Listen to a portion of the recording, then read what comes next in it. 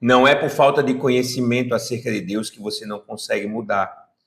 Tenho uma absoluta convicção que muito provavelmente Deus já expôs você à verdade muito mais vezes do que você consegue contar. Talvez a pergunta que precisa ser feita é outra. Talvez a pergunta a ser feita seja: por que você tem resistido à transformação, mesmo quando você sabe que ela é absolutamente necessária? A resposta a essa pergunta é muito simples e talvez até um pouco dura. Nem sempre resistir assume a aparência de uma rebeldia escancarada, de uma rebeldia aberta contra o Senhor. Na maioria das vezes, a resistência à transformação, ela é silenciosa. Muitas vezes, a resistência à transformação é educada. E na esmagadora maioria das vezes, a resistência à transformação é até mesmo religiosa. A resistência não grita contra Deus. Ela apenas adia o que precisa ser feito.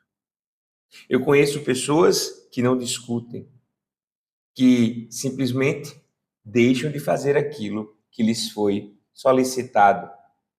Na hipótese de não concordar, a insubmissão se manifesta em não fazer, pelo menos não fazer no tempo em que foi solicitado. Nós resistimos, portanto, quando ouvimos a verdade, concordamos com ela, mas não permitimos que essa verdade toque determinadas áreas de nossas vidas. Nós aplaudimos o que Deus diz, desde que ele não mexa no que ainda queremos controlar. Eu sempre brinco dizendo que há pessoas que adoram o que eu digo, até que eu falo algo que mexe em suas próprias feridas. Muitas dessas pessoas que antes admiravam o que eu falo, passam a não gostar do que eu falo, simplesmente porque os cantos escuros de seus corações, aquilo que eles não desejam que seja mexido, aquilo que eles desejam que continue sendo controlado por eles, seja tocado. Há, portanto, uma resistência que se esconde por trás de ótimas intenções. Muitas vezes o que é dito é que não é o tempo certo para a mudança.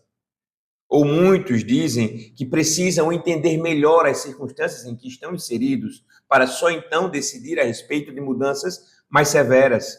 Outros tantos dizem que ainda estão processando algumas informações, precisam de tempo. Enquanto isso, essas pessoas vão preservando locais, espaços intocados em seus corações. A Bíblia, ela não trata essa resistência como um tipo de ignorância, não. Há intencionalidade por trás disso. A Bíblia trata esse tipo de resistência como divisão. Um coração que confessa a Deus como Senhor, mas continua negociando com aquilo que ama em segredo. E isso explica porque tantas verdades nos iluminam, mas não nos transformam. E elas não nos transformam porque nós aprendemos a ouvir a palavra sem colocarmos verdadeiramente nossas vidas debaixo dessa palavra. Nós queremos que Deus nos console, mas não queremos que Ele nos confronte. Queremos que Ele alivie o peso da culpa que carregamos em nossas costas, mas não queremos que Ele exponha o apego que produz essa culpa em nossos corações. Nós queremos a graça para continuarmos de pé, mas não estamos dispostos a nos render para mudarmos de direção. E essa resistência cansa. Cansa porque viver dividido exige um esforço constante. É o esforço de sustentar uma aparência de obediência enquanto o coração permanece fechado em áreas específicas. A Escritura, inclusive, mostra que a transformação começa exatamente quando a resistência é abandonada, não quando ela é refinada. É quando paramos de explicar tantas coisas em nossas vidas e começamos a nos render de verdade. Esse é o ponto de virada. Esse é o momento em que a transformação se manifesta em nossas vidas. Deus não trabalha em partes do nosso coração. Deus não negocia termos com os seus filhos. Deus transforma aquilo que é colocado à luz e deixa intacto apenas aquilo que insistimos em esconder. Não que ele não saiba, mas porque estamos tentando preservar com todas as nossas forças. Talvez então a pergunta mais honesta não seja o que ainda falta para eu mudar. Talvez a pergunta mais honesta seja o que eu ainda estou protegendo para não mudar. Essa é uma pergunta certamente muito desconfortável. Essa é uma pergunta que não pede novas informações. Essa é uma pergunta que pede verdade.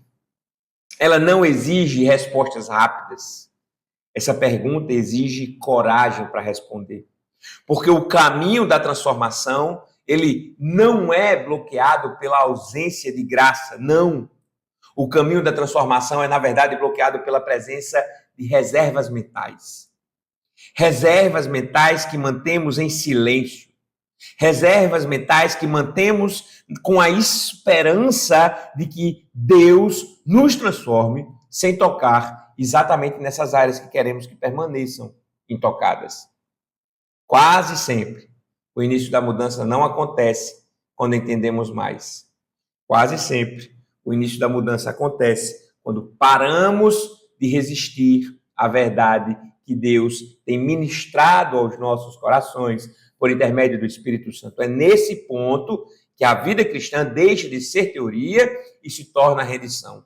É nesse ponto que a vida cristã, que não é perfeita, manifesta uma transformação que, apesar de não ser imediata, é real, é verdadeira, é duradoura. E esse caminho, mais uma vez, não começa com nossa própria força.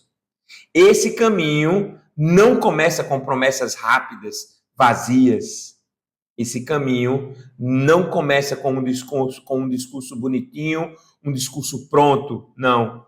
Ele começa quando paramos de resistir e nos colocamos inteiros diante de Deus, sem negociação, sem reservas mentais, sem defesas desnecessárias.